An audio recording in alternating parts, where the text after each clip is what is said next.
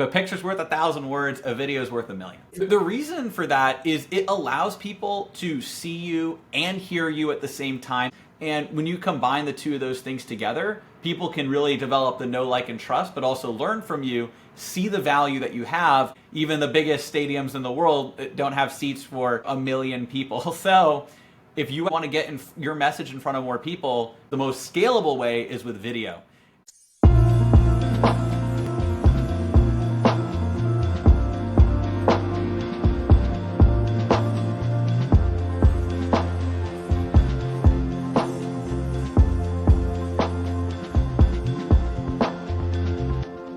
Well, hey, welcome back to the Amanda Kaufman Show. And oh boy, this is such an exciting episode because I got to go to a event not too long ago and I got to meet some of my internet marketing peeps that just seem to follow me wherever I go, but then I got to meet them in person. And one of those people that just was so impressive, I got to hear him speak, is Alaric Heck. And if you have not been pixeled by this man yet, you probably will be after this because he is a go-to expert on YouTube and YouTube advertising. So Alaric, welcome to the show. I'm so excited that you're here. Thanks so much for having me on, Amanda. I'm excited as well. I love it. Well, why don't you take like 30 seconds and catch people up on what it is that you do nowadays and how do you help people? Yeah, absolutely. So I help businesses, especially coaches, consultants, experts. I know a lot of the people that listen to the Coaches Plaza right here use the power of YouTube ads, YouTube channels, and video marketing overall to generate more leads and clients and also grow and scale their impact. So good. So good. And I think one of the things that really impressed me about Alaric, so as we're talking, he is one of those very system-brained people, but he has social skills. And that is a rare combo. He does a really good job of just like making it very simple to understand what you're doing, but then relating it back. So if you happen to not be techie or you happen to not be, feeling like you need to be on the bleeding cutting edge all the time, Alaric is a great resource because he, like I said, he breaks it down in a way that's very repeatable, but, personable. So I understand, Alaric, you recently spoke at an event and you just like threw the script out and you had a really big learning from that. Do you mind sharing that little story with us? Yeah. So I was speaking at the Destiny Fest event right here in Austin. So a really great event. And it was impact-driven entrepreneurs. So it was all people who are looking to create a big impact and really genuinely help people in addition to, of course, growing their businesses as well. And I remember I had 15 minutes on stage, so it was a little shorter than maybe a normal presentation. And instead of doing slides, one of the things they asked was just to kind of get up there and to share and to provide value, to also understand that the audience, it's more of a general audience, right? So it's not maybe some of the masterminds that you and I attend or going and giving a talk where I have all my slides up and I'm walking through my frameworks, I'm walking through my slides. And what I realized is, wait a second, when I don't have the slides or I don't have an in-depth script, then what do I have? And what I have is the ability to speak from the heart. And so I was deciding, am I going to write an in-depth script to prepare? Or am I going to know, roughly what I want to share, but actually just let myself be in the moment and to speak from the heart and to just, share what I feel like I was meant to share in that moment. And that's what I decided to do. And it's a little scary. And I posted about this. I know you saw my post, on Facebook and a few different places. It's a little scary, but I said, you know what? I'm going to do this. And what better event than an event called Destiny Fest, right? I was going to step into, my destiny there. And I gave that. And I spoke from the heart, and I knew a few things I wanted to share. It was kind of interesting. Even as I was saying things, it was almost like, it was definitely in a flow state, right? So, I was like, wow, as I was saying, like, that's pretty good. I didn't even know, and I'm just saying it as I went. And at the end, I still, even though I knew, like, I felt in that flow state, I didn't know quite how people were going to, perceive that. Joe Polish was after me, and so he said great job. As he was about to get up on stage, I'm like, oh, Well that's great. That's, done. great praise for, Joe is obviously very renowned and fantastic. And then, throughout the people that I talked with, and actually the MC came over, and he also said the same thing. And then multiple people at the event that I talked with, they all said just really positive things about it. And, yeah, and I was up there with so many amazing people that I looked up to as well. And so it was definitely really, really great to hear hear that it really resonated with people. And so from that, I said, I'm not going to keep this for myself. I'm going to post this. And I know you saw that post, and yeah, and hopefully this helps encourage people to do the same thing. I hope so. I hope so. I made a decision myself years ago. One of my mentors since I really started as an entrepreneur has been Brendan Burchard. And he's a marvelous extemporaneous trainer and speaker, but he's also clocked so many hours on stages, so many days, so many events. Pre-pandemic, he was doing at least 8 events that he personally hosted per year, and he also did this big stadium circuit where he has spoken at all these different stages. So anyway, all that to say, I remember making a decision pretty early on. I'm like, I want that skill. I want that ability to be put on the spot and speak to the topic and let it flow. It's resulted in my own experience, tens of thousands of hours of video. I've done so much video, and I recently got an opportunity to join the cast for Think and Grow Rich Moms Rising. And part of it was an audition process, and I was able to go to my YouTube account and be able to say like, hey, see, like I know how to speak, I know how to do that. I would argue, Alaric, that you were able to do that on the heels like that. It feels like less preparation, but actually you couldn't have done that without all the prep and all the professional growth that you've done over the years. Yeah, I'd Yeah. say that's exactly it. So it's the culmination of all those things that allows you to step into that moment. So yeah, I appreciate that. So talk to me a little bit about video for coaches. Like, why is this so important? I just mentioned, I'm like, I've got 10,000 hours. I think a lot of people would be like, that sounds horrible, especially if you're starting where I did, which was I hated how I looked on camera. I hated how I sounded. Still, sometimes I can get very critical about like, hey, did you know that your face kind of droops this way and that the top part of your lip doesn't seem to move? Like you can get really myopic about it. And so what would you say to a coach who wants to have a meaningful impact with what they do? So first I'll share the value of video, and then I'll talk about it because, I also face some of the same things that you're talking about. Everybody does. I mean, it's a very small group of people that doesn't experience at least some form of, kind of being nervous about putting themselves out there or on video. There's different things that come up for people, but, it's a lot. But at the same time, here's why. Video is a platform that really has that know, like, and trust. And actually, at that event, I didn't know exactly what I was going to say right at the beginning, but what came out was, if a picture's worth 1,000 words, a video's worth 1,000,000, right? And That's good. I like that. So why is that? Why is it orders of magnitude more valuable to have a video than a photo? the reason for that is it allows people to see you and hear you at the same time. They can see your expression. They can see you sharing your expertise. You get to show up as a video authority, right? Somebody that's actually getting in front of people. They're on video. They are seen as an expert and also, or they are the expert, but they're also seen as the authority in that space because you're showing up as yourself. You're an authentic authority. You're the person that you are, but you're also sharing your expertise. And when you combine the two of those things together, people can really develop the know, like, and trust, but also learn from you, see the value that you have, and with whatever it is that you're looking to encourage people to do, they're going to trust you a lot more. I actually said this at the event as I was speaking, right? I really think the best way to connect with people is going to be being up on stage or being, meeting them face to face and sharing your message. You're right there with them. The thing is, that's not scalable, right? Even the biggest stadiums in the world don't have seats for 1,000,000 people. So if you actually want to get your message in front of more people, you are going to need another way that you can leverage yourself. And the next best way, but the most scalable way, is with video.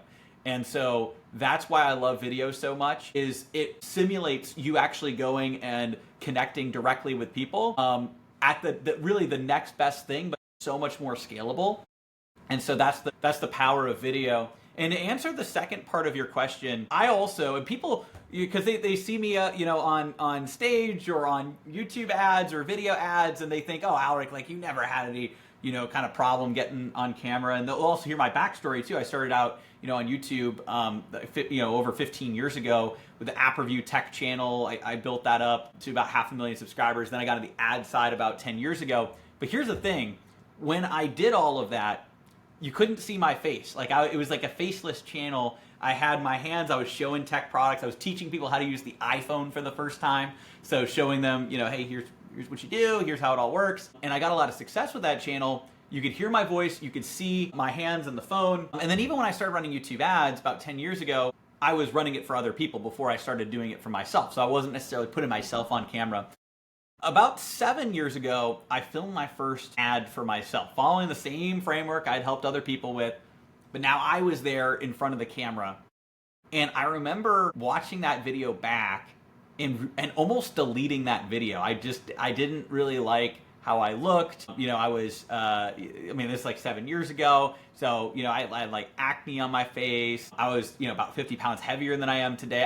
I was like, I didn't like how it was showing up. I also hadn't learned about put like hair wax or gel, so it's like my hair, it was just like, I was so in the business side that, I was like, wait a second, I was looking at this, I don't know, video, we'll see. But I'm so glad I published that ad, because here's the thing. That exact video was the first ad to make me over $1 million in my business. Wow. Yeah. And first time. Fluffy hair. Yeah, I know. Fluffy in your physique. Exactly. Right? Yep. So it didn't matter. So here's the lesson. It doesn't matter who you are, what you look like, what you sound like. All that matters is that you're showing up as your authentic self, and you're providing the value and the gifts that you have to share, and your people are going to resonate with that. They're not going to care about all the things that you're insecure about. It's so true. I went through all those same feelings, all those judgments. And I think the thing that video does, just from a personal development perspective, is it is a mirror. You do see yourself not correcting for it real time, like in a real mirror, but you see how you really said that, how you really sound, how you really move. And that reality can be jolting, jarring a little bit. I remember the very first time that I was recording a voicemail, when you listen back to the voicemail and you're like, God, do I sound like that? Because when you're speaking, the audio is definitely different, in your own ears. So then when you hear it played back, you're like, really? No. And that led me to getting vocal training. I worked on stage presence. There were all these areas that I saw on video that I was like, oh, I don't love that. I think I would like to improve that. And so then it actually inspired me to do so. But you don't have to fix yourself to finally be ready to do the video. I think about video as being a skill like anything else. I speak way better than I did when I very first started. I'm much sharper about putting together frameworks and all those kinds of things. And I just see so many people who certified at the same time that I did, or declared that they were starting a business around the same time that I did. And they never turned the camera towards their face because the insecurities won. So that's a huge personal development opportunity, I think, is to allow yourself to be seen for who you are, where you are, when you are, and just let that be documented and use it as fuel for the growth. If you really do have that insecurity. I love it. So, one of the things I really like about video is I prioritize my life. I love being in a business that allows me to have dinner at home most of the time. And, when we're tracking our statistics, and I have no idea if this is good or bad. This is all I know is while I'm having dinner with people, I've got like 60 hours or so of video that's happening outside of a paywall, right? 60 hours or so of video that's being watched by people. And I don't have the biggest audience by any stretch, but like think about how exhausting that would be to go meet with people for 60 hours a week. There's no time left to deliver. There's no time left to build. There's no time left to vision, you know? What do you see as like the biggest video opportunity that someone who's maybe newer to it, what should they do like right now today before they finish listening to this episode? Yeah, so that's a great question. And I think that there's two big areas that I would look at. I do want to give some of the ad frameworks, but also I'll have a resource that can help like a little bit more, on that because it gets a little bit more technical and in depth. But when it comes to the actual video side, I'm going to give some frameworks on how to craft a winning video ad, how to craft a successful YouTube video. There's a lot of parallels there.